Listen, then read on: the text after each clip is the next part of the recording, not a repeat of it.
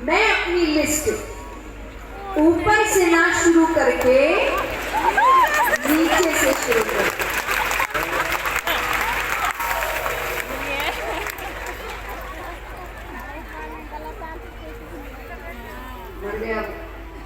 अब ऊपर जाता है, भगवान मिलते हैं। अब सुनो, ये है सीख, इसके लिए कहानी बनाई थी। तो ऊपर जाता है तो भगवान उससे कहते हैं कि तू करता वही है जो तू चाहता है, कि तू करता वही है जो तू चाहता है, पर होता वही है जो मैं चाहता हूं। कि तू करता वही है जो तू चाहता है, पर होता वही है जो मैं चाहता हूं। तो तू कर वही जो मैं चाहता हूं, फिर होगा वही जो तू चाहे। बोलिए कृष्ण कन्हैया लाल की जय। भगवान रास्ता दिखाते, भगवान कहते मेरे दिखाए रास्ते पर चलो, सब काम होंगे तुम्हारे, जो जो तुमको चाहिए वो सब मिलेगा, पर सही समय पर मिलेगा। हमको बड़ी जल्दबाजी, अभी चाहिए, अभी चाहिए, अभी चाहिए, क्या पता अभी आपके लिए सही नहीं है। इसलिए काम करते रहो, उसके हिसाब से चलते रहो, सब कुछ मिलेगा जिंदगी। यहाँ जरासंध का वध होता है। अब पांडव यहाँ पर एक मायावी महल बनाते हैं, कौरवों को बुलाते हैं। दुर्योधन को समझने में थोड़ा समय लग गया, वो ठोकर लगती है, गिर जाते हैं। सामने से द्रौपदी जी जा रही थी, द्रौपदी जी ने मजाक में कह दिया, जो गलत बात है। मजाक और किसी को तकलीफ पहुंचाने के बीच एक पतली सी लाइन होती है, उसका ध्यान रखना बहुत जरूरी है। कई बार हम मजाक में उस लाइन को पार कर देते हैं। इन्होंने कह दिया, अंधे का पुत्र। उसी दिन महाभारत के युद्ध का बीज रोपण हो गया। अब देखिए, ये बात फिर भी खत्म हो सकती थी अगर दुर्योधन सलाह लेने किसी और के पास जाते। आपके सलाहकार बहुत मायने रखते हैं। ऐसा नहीं है गलत पांडवों के साथ नहीं हुआ था, उनके साथ भी बहुत बार गलत हुआ था, पर उनके सलाहकार हमेशा कृष्ण और कौरवों के सलाहकार हमेशा शकुनी मामा थे, जिन्होंने इतनी सी बात को इतना कर दिया। तो उनके पास गए, मुझे द्रौपदी जी से बदला लेना है, बोले हम गिरगिड़ा का खेल करेंगे, पास मेरे वश में है, तुम्हें जिससे बदला लेना है उससे बदला ले। भगवान तो बुलाया नहीं गया, क्योंकि पांडव भी जानते थे भगवान ये खेल कभी होने नहीं देते, उनको अंदर नहीं बुलाया, क्योंकि उनके सामने ना तो वो खेल कभी खेल पाते, और खेलने की कोशिश भी करते तो भगवान बंद करवा देते, तो भगवान को नहीं बुलाने देते। यहाँ पर खेल आरंभ होता है। धीरे धीरे पांडव अपना सब कुछ हार गए। अंत में कहा कि हमारे पास कुछ और बचा नहीं। कौरव गए, ऐसे कैसे नहीं बची, अभी तो द्रौपदी बची।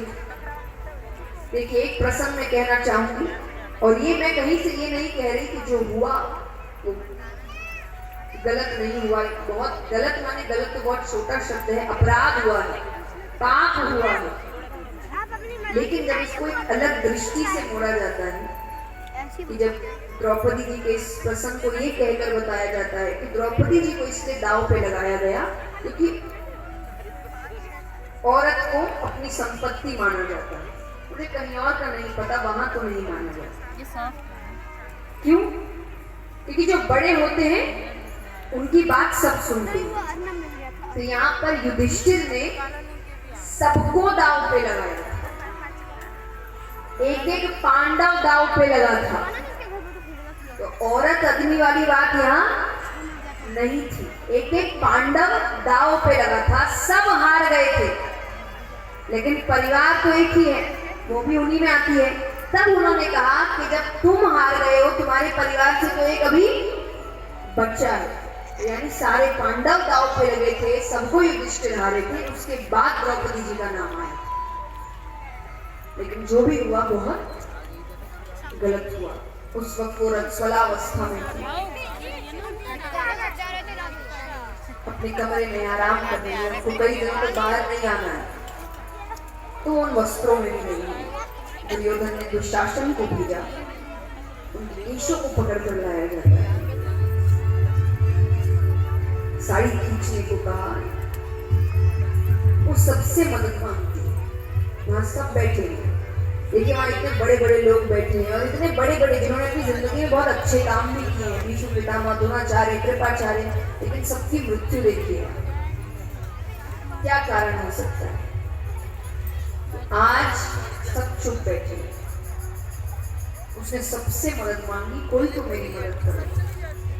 साड़ी खींचने लगते हैं, कुछ देर तो अपने मुख में दबा कर रहती है, पर कितनी देर? दुशासन बहुत शक्तिशाली है।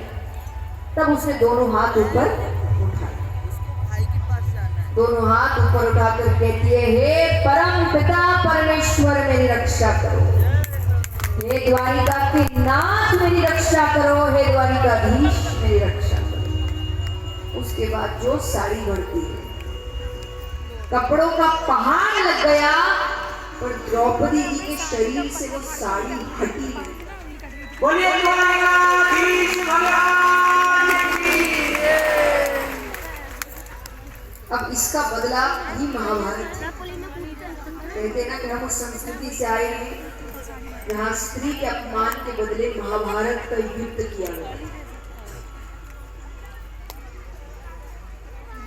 लेकिन ये सब बाद में, पहले पांडवों को वनवास होता है, 1 साल का अज्ञातवास होता है, वापस आते हैं। दुर्योधन से कहा उनके राज्य को वापस करने, दुर्योधन कहे युद्ध करो और ले जाओ। तब भगवान शांति दूत बनकर आते हैं। भगवान दुर्योधन को समझाने की बहुत कोशिश करते हैं कि बहुत बेगुनाह मारे जाएंगे। सोचिए, पूरे राज्य पे उनका हक है, पर वो भगवान को कितना मानते हैं कि भगवान के कहने पर वो राजी हो गए पांडव।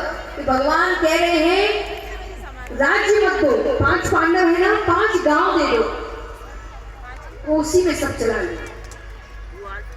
क्योंकि उनको पता था कि पांडवों में इतनी शक्ति है, इतना ज्ञान है, इतनी समझदारी है कि 5 को और 500 को कर ले।